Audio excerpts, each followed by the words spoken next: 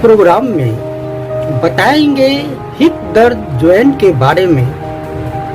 बताएंगे कि इस पेन दर्द क्यों आते हैं, पेन कहाँ से आते हैं, इसकी बनावट क्या है और इसको आप दूर कैसे कर सके और बेहतर तौर पे कैसे बच सकते हैं। नाजरीन, ये जो हिप जॉइंट जो है हमारा बॉल सॉकेट जॉइंट है, जिससे कार्टिलेज इसको फ्लूइड देता है, हिफाजत करता है, इसकी फ्लूइडिटी कायम रहती है और ये सबसे बड़ा बॉडी में बॉल और सॉकेट जॉइंट है जिसमें कार्टिलेज इसको फ्लूइड देता है, हिफाजत करता है, इसकी फ्लूइडिटी कायम रहती है और ये सबसे बड़ा बॉडी में बॉल और सॉकेट जॉइंट है जो आपको लगातार मूवमेंट को स्ट्रेंथ फराहम करता है, एडजस्ट करता है। जैसे आप भाग रहे हैं तो कितनी तेजी से इमेजिन कर सकते हैं कि जॉइंट की मूवमेंट होगी। हिप जॉइंट जो आप चार्ट पे देख रहे हैं, ये इंतहाई तेजी से हरकत करने वाला जॉइंट है। ये बड़ा जॉइंट है और इसके अंदर सॉकेट बॉल को हिफाजत करती है और जब भी आप उठना, बैठना, भागना, दौड़ना, सब इसमें इसकी ज़रूरत होती है, अच्छे तरह काम करती है। लेकिन वक्त के साथ साथ जैसे हम जिन प्रोसेस में आते हैं, ये डैमेज होने लगता है, कार्टिलेज भी डैमेज होने लगता है, इन्फ्लामेशन भी होने लगती है हिप जॉइंट में। और ये कुछ और वजूहात के बिना पे लेट में अगर साइटिका नस में ब्लड कम आना शुरू हो जाता है, तो जैसा कि आप चार्ट पे देख सकते हैं, तो इसमें भी इसकी हिस्से जो है magnesium, phosphorus, vitamin D, magnesium, silicon, copper वगैरह जो ब्लड के रास्ते आना है, ना तो कुछ नहीं आ पाएंगे और ये कमज़ोर होना शुरू हो जाता है, वेयर डाउन होना शुरू हो जाएगा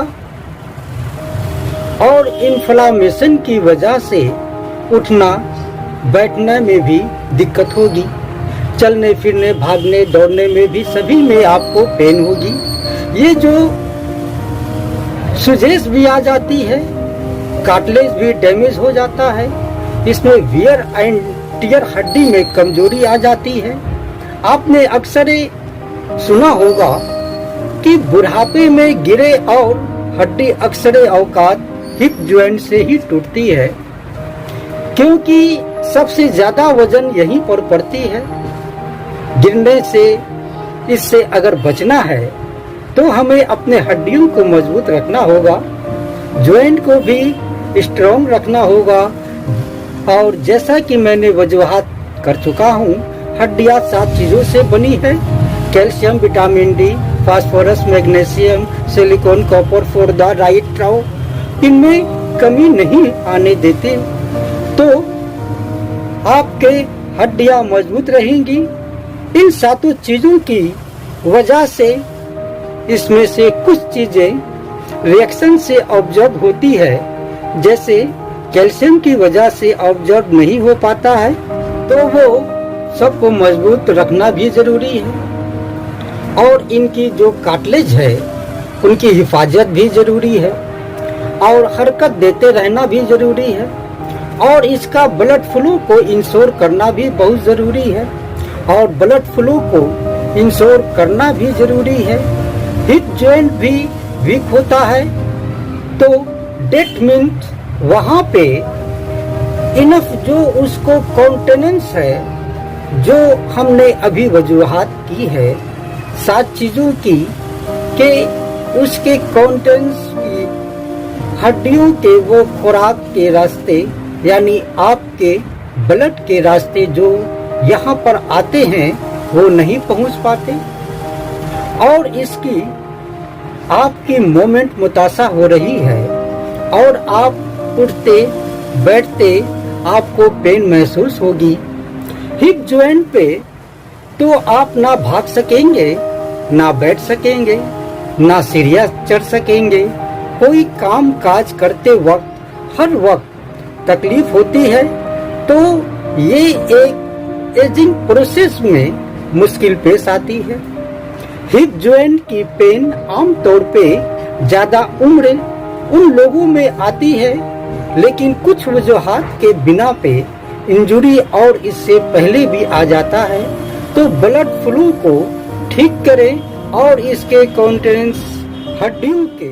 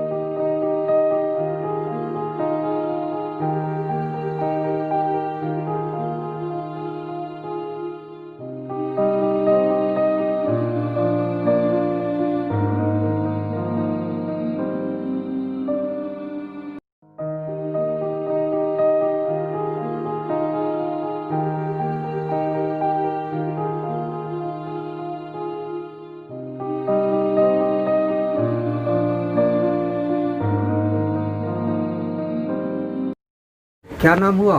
मोहम्मद हसन, कहाँ से आए हैं? दानापुर से। यहाँ के बारे में कैसे मालूम हुआ? आदमी बताया कि वहाँ चल जा। अच्छा, तो इसलिए यहाँ आए। कितने दिन से दर्द था आपको? 2-3 महीना से। 3 महीना से। कमर में दर्द है? कमर में 3 महीने से। 3 महीने से इलाज नहीं करवाए? नहीं, वही दवाई खा खा के बस। खाली दवा खा रहे थे? तो दवा छोड़ काहे दिए? जब दवाई खाते तो ठीक हो जाता था, फिर इसी का मतलब लास्ट में बर्दाश्त नहीं हुआ, आने पर हम। अच्छा, लास्ट में बर्दाश्त नहीं हुआ तो इधर आना पड़ा। आज कितना दिन हुआ ट्रीटमेंट कराते हुए? आज हो गया 5 दिन। 5 दिन। 5 दिन में 1 रुपये जो तकलीफ लेके आए थे, अभी कितना आना दर्द खत्म हुआ? कितना आना बच रहा है अभी? अभी 75 पैसा खत्म हो गया, 25 पैसा 75% खत्म हो गया, 25% अभी रह गया। थोड़ा दिन अभी और ट्रीटमेंट कराओगे, वो भी खत्म हो जाएगा। ठीक है ना?